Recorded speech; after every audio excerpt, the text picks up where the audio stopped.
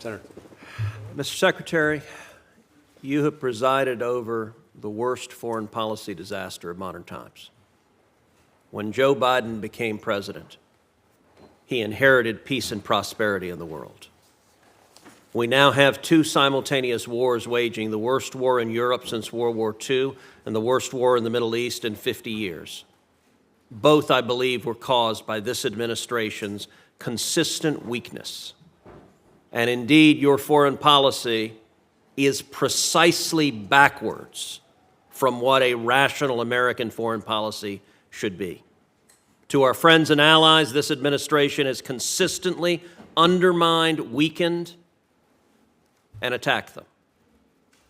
And to our enemies, this administration has shown constant appeasement and indeed has flowed billions of dollars to the enemies of America who want to kill us.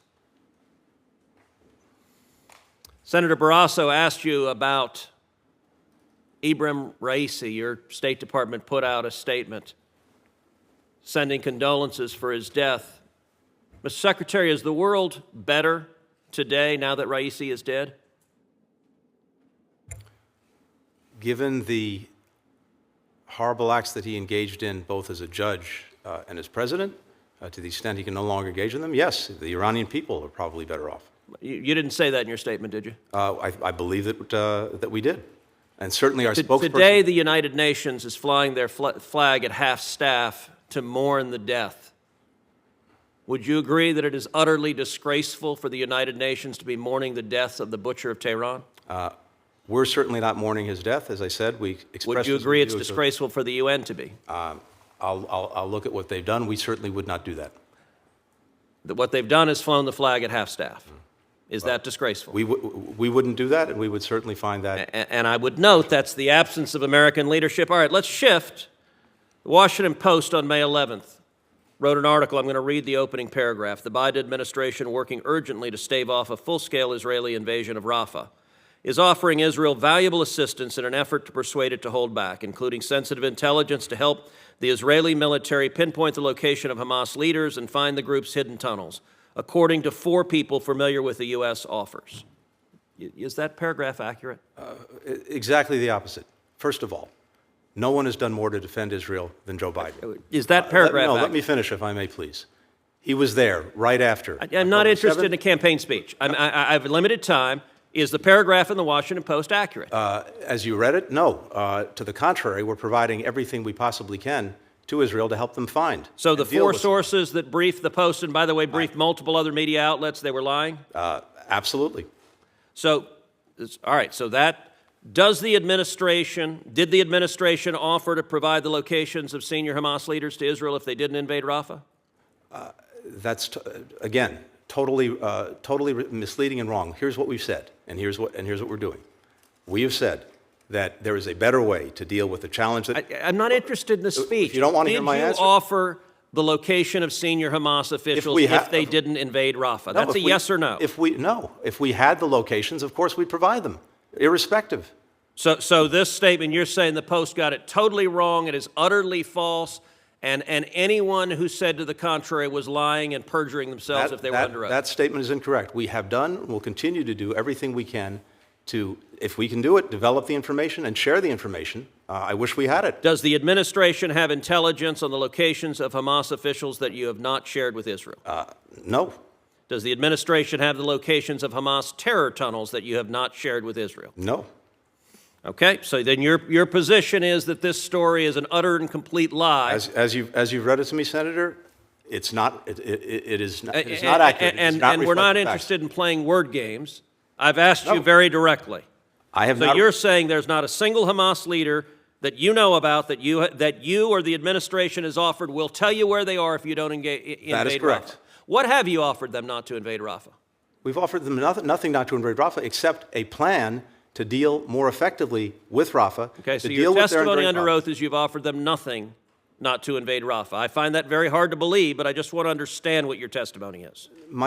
I'll be very clear. We have told them, we've been engaged in a long conversation with them about the most effective way to deal with the problem we agree must be dealt with. They That are is quite Hamas aware and you Rafah. disagree with their plan to kill the Hamas terrorists because That's you and the absolutely- president have vocally said it. And to be absolutely clear, wrong. your State Department on the morning of October 7th sent out a tweet telling Israel not to engage in military retaliation. I called you out at 3 in the morning and you deleted that tweet. The next day, you personally on October 8th sent a tweet saying you had spoken with the Turkish foreign minister and Israel should not retaliate. From the very beginning, the Biden administration has consistently at every stage told Israel, and by the way, when I called your tweet out, you deleted it again. At every stage, you have been telling Israel, do not kill the terrorist, and that has been from day one. Senator, I was in Israel 5 days after October 7th. I've been there 7 times since.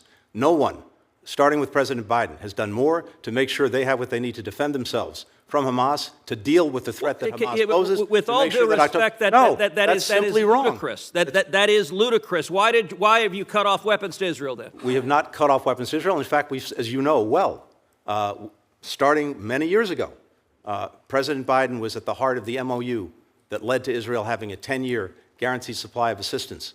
When you became Secretary of State, how much oil was Iran selling a day? I'll have to come back to you on any numbers. I don't have the numbers. You don't know. It doesn't surprise me you don't know. It was about 300,000.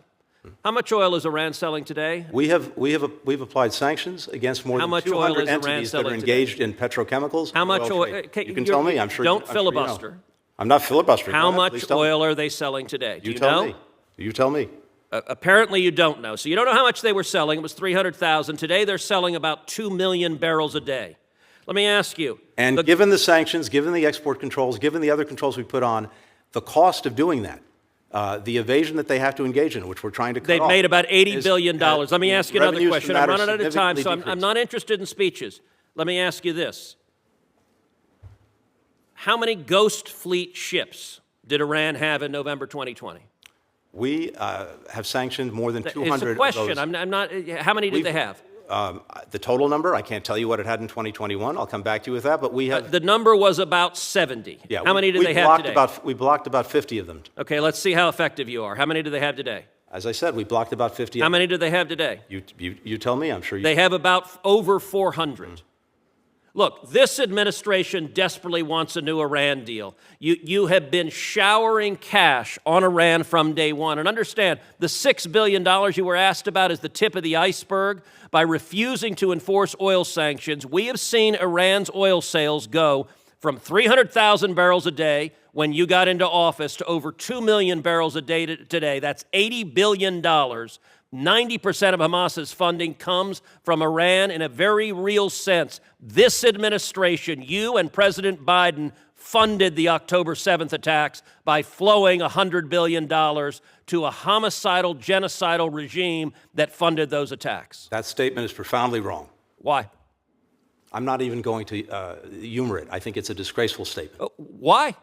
We have gone at Iran repeatedly with more than 600 sanctions applied against different persons. Then why are they entities, selling 2 million barrels a 200. day as compared to 300,000? They are working hard to do what they can to get around the sanctions. So just the prior administration had tools you didn't have, they were more effective, or maybe they just weren't desperate to cut a deal with Iran. And we continue every single day to go at them. You are refusing to address the facts. I'm not.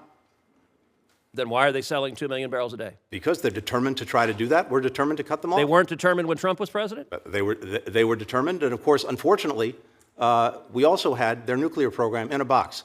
No fissile material being produced. Okay, you're not answering the question. You're filibustering another topic. Not Cruz, filibustering. you get the last word. You get the last word. Julie. You funded our enemies and you undermine our friends, and the world is much, much more dangerous as a result, and Americans are at greater jeopardy because of it. In fact, we brought more countries together. We have stronger allies, stronger partnerships, stronger engagement from countries around the world to deal with a very dangerous world than we had. We were alone, we aren't anymore, and America is leading those efforts. Remember the Abraham Accords? I do.